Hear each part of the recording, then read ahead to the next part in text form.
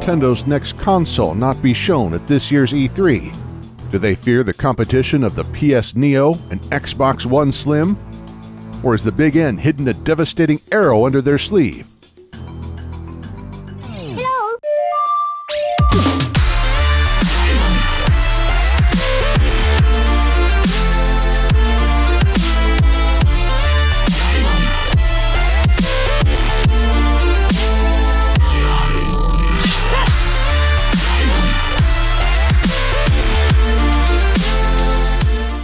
Since its release nearly 4 years ago, Nintendo's Wii U has struggled to gain momentum with less than 15 million sold in its entire cycle, which is the worst for a home-based Nintendo console to date.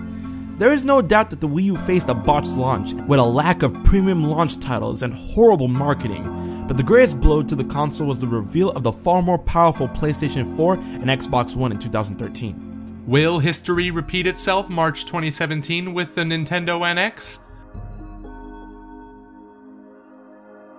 One of Nintendo's greatest struggles after the loss of the casual market to the mobile platform was the failure to bring the hardcore community to the new home console, the Wii U. Nintendo's future and name is at stake with codename NX. If they are to strike back, they have no other choice but to make a far more powerful console compared to that of the current generation, one that will be able to compete against the next generation of PlayStation and Xbox. But will the console be based on pure power or once again on a gimmick? Last October, the Wall Street Journal wrote that Nintendo was sending out development kits to third-party developers, and that these apparently had industry-leading chips. Combine this with the recent released financial report from AMD and the probability that the NX will process on one of their new line of GPU console chips, which makes sense, as the system would quickly be outdated with the aging x86-64 architecture. In order to get a competitive edge over Sony and Microsoft in this and the next generation, the blunders of the Wii U must be avoided, and the new generation of AMD Polaris series GPU should be considered. The reason why this is a serious concern is that Sony is preparing to reveal an upgraded edition of the PS4, the PS Neo, PS4K, and Microsoft will reveal a new version of their Xbox One at this year's E3. We do not know what the specs will be for those systems, but to be safe, Nintendo should take the Polaris architecture under serious consideration for the NX, since high performance will make it easier to attract third-party developers and to port multi-platform games to their new system. Nonetheless, performance will not be the only matter to impact third-party support, and thus the war for the hardcore community.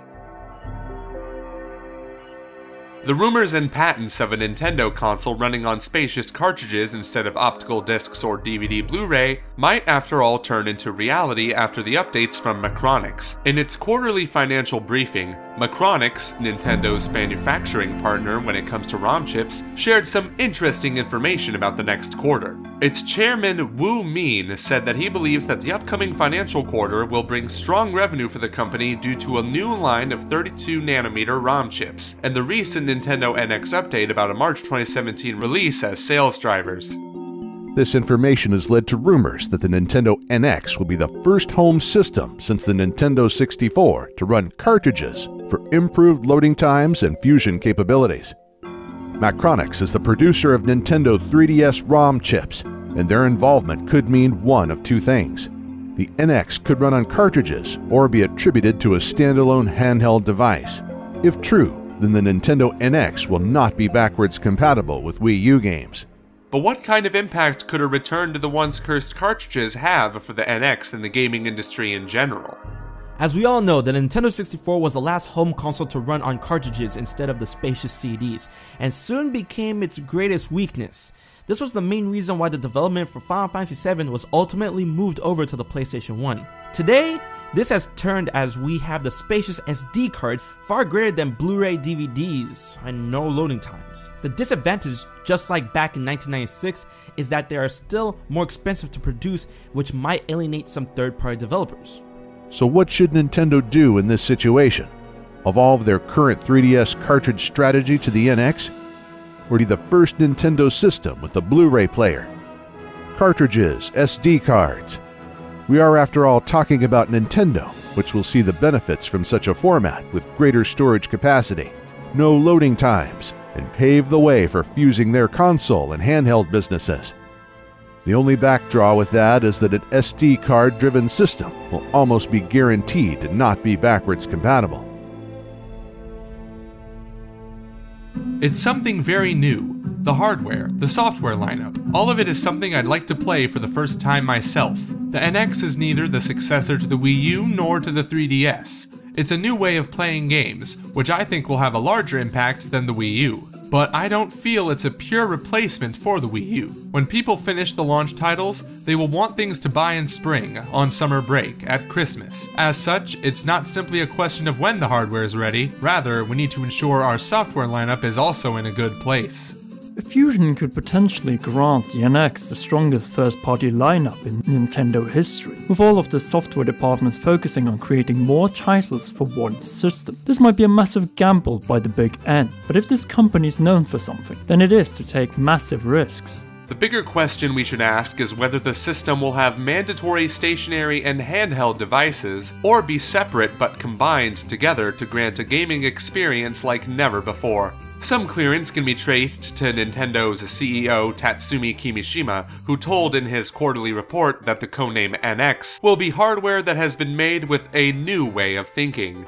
Could this mean that Nintendo's recent restructuring and merging of their gaming divisions and focus on our greater first-party output has been tied to the ace they are hiding under their sleeves? Namely, a fusion system of a console and a handheld with revolutionary features such as 2 units that work perfectly separately through the usage of cartridges, but brings forth the true strength and hardware power when combined. Or could this be a system that runs on Blu-ray DVDs to remotely stream games from the console to supplementary handheld devices through a cloud network, just like the one envisioned with a few patents Nintendo has submitted?